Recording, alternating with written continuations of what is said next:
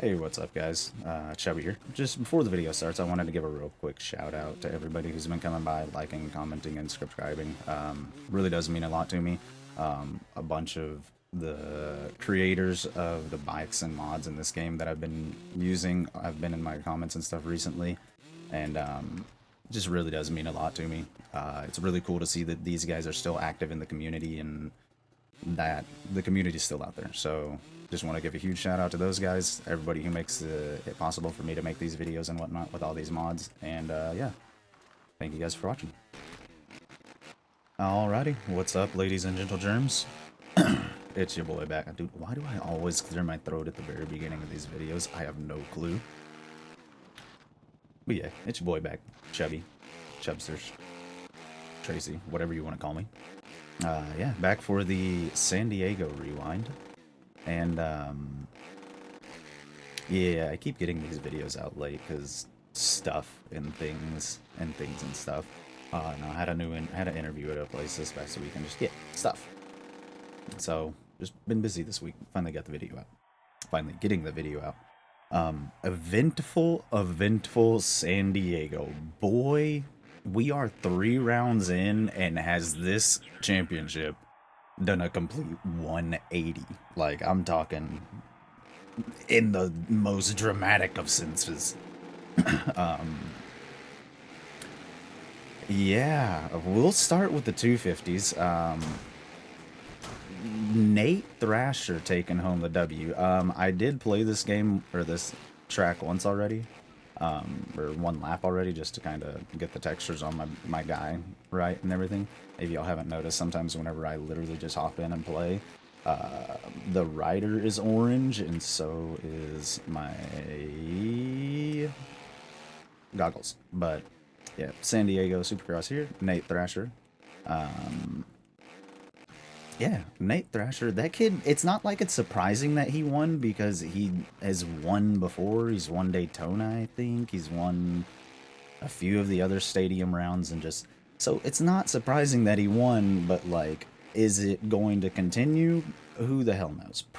I mean, I don't want to beat a dick and be like, probably not. But yeah, it doesn't. I don't really like. Yes, he 100% could be a championship contender for sure. But do I see him being as big of a threat as, say, Jordan Smith is? Nah. He may have beat Jordan Smith this weekend. He beat Garrett Marchbanks. Same with Garrett. Like, I don't know. Garrett Marchbanks is one of those. He's just real big for the 250, so he's at a disadvantage. So it's not like he's a bad rider. He's just at a disadvantage. Jordan Smith, he's been in this position before. Now, that being said, he has also blown this position before. Insert Vegas here. 2017 Vegas, right? When fucking... Dude, that was still one of the craziest finishes ever. But yeah. Like 2,000 some odd days since his last win before last weekend, I think? Yeah. So, yeah, Jordan got third this past week. Garrett second, Nate first. Yeah, RJ and Joe Shimoda both putting themselves in some deep holes. That's what she said. Putting themselves in some deep holes at the beginning of the year, 3 races in, and they have both had some either really poor finishes. Again, I get Joe's was a mechanical failure, and that's like completely out of his control, which that sucks. When it's mechanical failures that are completely out of control, those are the ones that'll keep you up at night. You'll be like, what if my bike would have not fucking died? Trust me, I've been there before. It sucks. Well, they just ruined my jump right there. Did y'all see those 2 dudes? I think that was Michael Lessie. Michael Lessie doing Michael Lessie tings. But yeah, those are the ones where you're like, what if, man? What if? Joe Shimoda just... Yeah, that's it. He's in a hole due to his bike. RJ's in a hole due to RJ tings. RJ Hampshire doing RJ Hampshire things. Ah, when's the kid? Oh, Lord Almighty!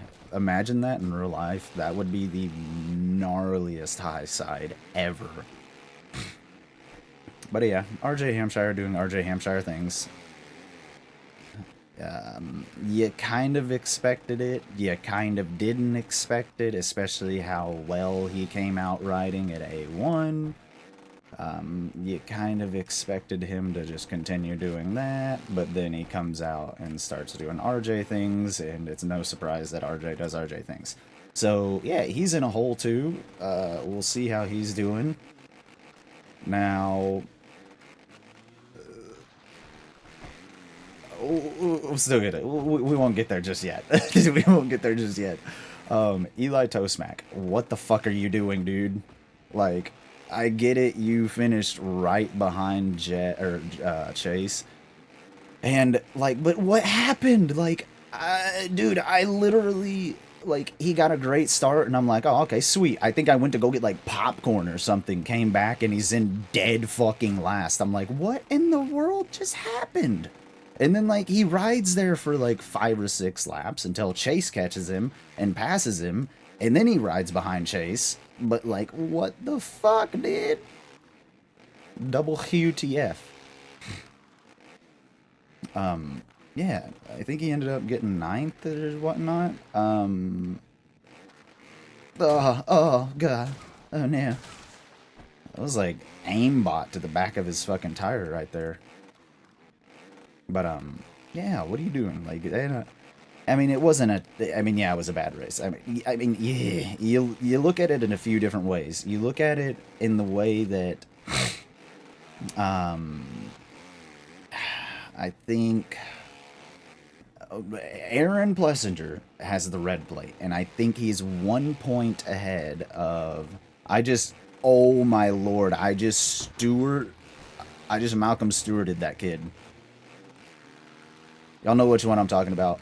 The video where he scrubbed into that dude and fucking lawn darted him? Yeah, I just did that to that guy right there. Holy shit. What was I? Oh, yeah. Aaron Plessinger has the points lead, 1 over Chase. And so you look at it in a sense of, well, you finished 1 point behind the dude who had the points lead, who now does not have the points lead, who's only 1 point behind the dude who has the points lead. But at the same time, Chase has had a far more consistent start to the year than you have. So at the, it's like, you you probably needed to finish ahead of Chase. You probably needed to finish ahead of where you did.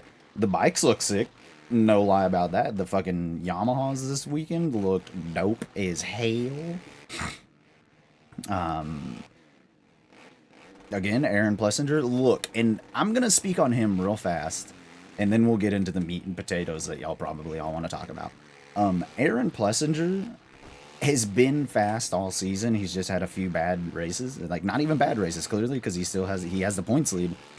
Do not sleep on Aaron Plessinger. Remember that year that everyone thought it was going to be like Ryan Villapoto, Ryan Dungey, and maybe Reed, somebody, I can't remember, battling for the championship.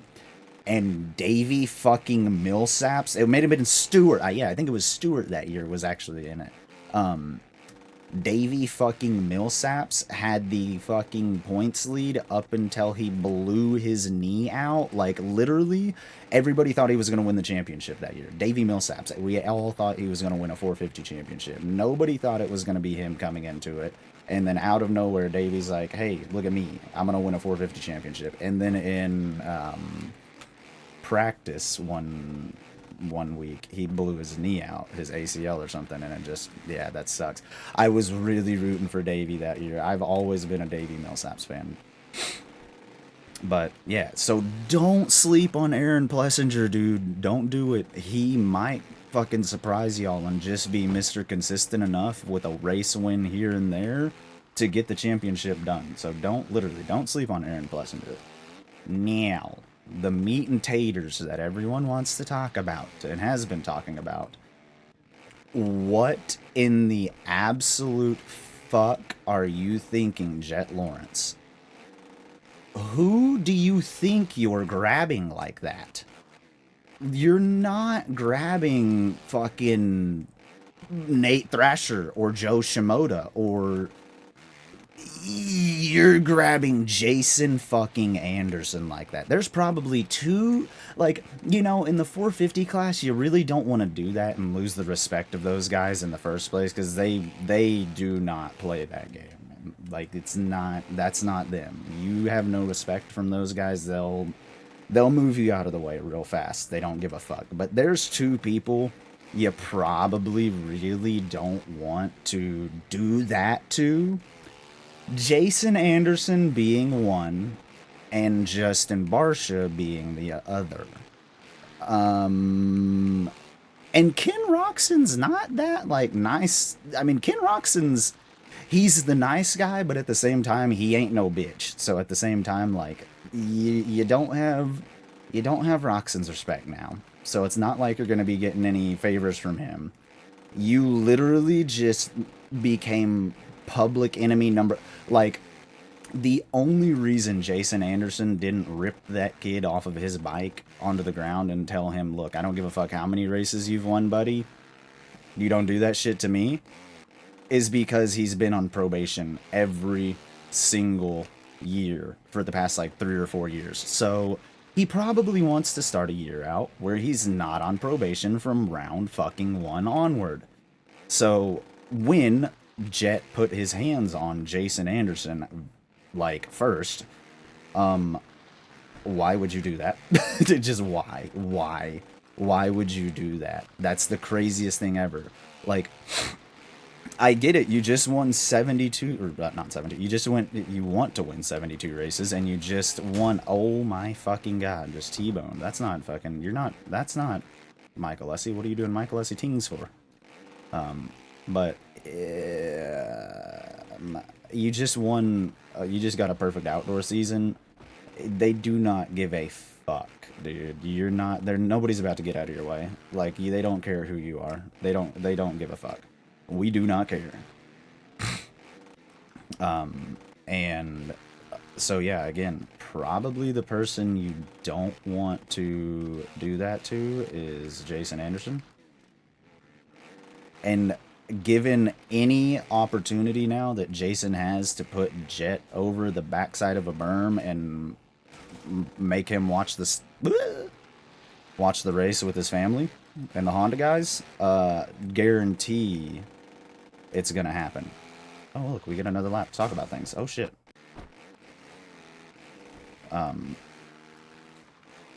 Yeah, that was not a smart decision on Jet's part. Like, it's just, and again, it's not like Jason understands what'll get you in probation. So it's not like he's gonna straight up T-bone you, but if you leave the door open in the slightest bit. I'm talking, if you like if you Call of Duty peek the door and just like crack that bitch open barely, Jason is going to slam that bitch. Or he's gonna come through it. It's either gonna be wide open or closed, one of the two. But trust me, Jason's gonna be there if you give him the opportunity now. And that's not what you want if you're gonna be fighting for a championship. Because if you don't, like, it's clear you're not gonna be ahead of him every single race. Like, you're not gonna get every hole shot. Like, I get you started out the season where you left off, but then nobody cares who you are or the conditions. They're not about to let you by. So yeah, just doing what you did with Jason, probably not the smartest of ideas if you're going to be contending for a championship all year. Because again, any slight give any opportunity for him to just completely shut a door on you, it's gonna suck for you. And like, it's, again, it's not like I don't wish bad on the kid, but it's more like, I'm literally just more like, why did you do that? Why would you have done what you just did? Have you not watched Jason Anderson have you not watched Jason Anderson for years absolutely demolish people? He doesn't care who you are. And like again, the only reason he didn't rip the kid right off of his actually the only reason he didn't rip the kid right off of his dirt bike is because he didn't want to be on probation again. And I don't blame him because like I forgot JT has a supercross track on this. Oh, I'm going the wrong way. Am I? No. Yeah, no, I'm not going that way. But yeah, it's just it's crazy to think that we all know who Jason Anderson is, and I don't like. You have to be thinking about your championship. Like that's Jason Anderson, my guy. Maybe I am going the wrong way. What the hell? But yeah, yeah, that's just my thoughts on that. Really, you know, we've had some good races, and like I said, this season has taken a complete 180 from where it started. Again, if you after the first race, if you would have told me that Jet was going to blow his wrist out, I know Honda says that it's a sprained thumb, and he came out and got 5th that day. But dude, I promise you, I broke my wrist and my ankle in the exact same way that he just did that shit. And I was like 18 or 19 at the time. So when I tell you that I think they're covering up for something a whole lot more serious on Jet's behalf, yeah, I really do think that they are covering up for something a little bit more serious on Jet's behalf, because, yeah, just taking everything into consideration, if you would have told me that we were going to start this year out, or that Jet was going to come out, blow his wrist out at round 3, and then get in a fight with Jason Anderson, I'd have told you to get bent because you don't have a crystal ball. But clearly you do, because that's exactly what has happened, and it is... Like I said, it's fucking crazy to think that this is the... Hey, I said that this was going to be a gnarly Supercross season.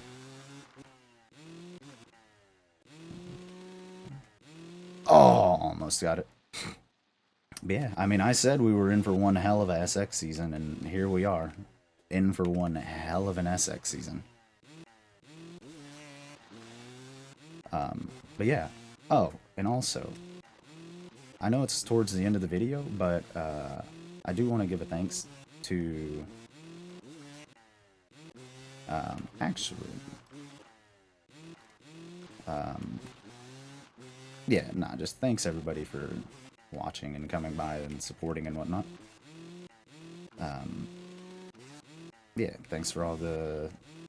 a lot of the creators, like the creators of the bikes in this game, the 250 right here that I'm running.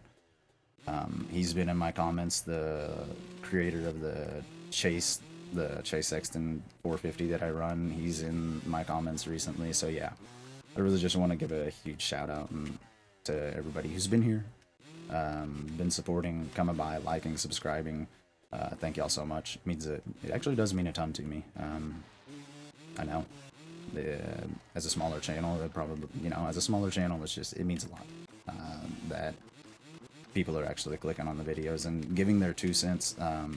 I genuinely enjoy bench racing as much as possible, because yeah, I genuinely just enjoy and love this sport, and the fact that a ton of people have been getting into it recently and that it's just growing is beautiful to me. So yeah. The fact that my channel is growing because of it, the fact that the sport's growing because of the coverage that it's getting and whatnot, it's a beautiful thing to me, and yeah, it makes me happy.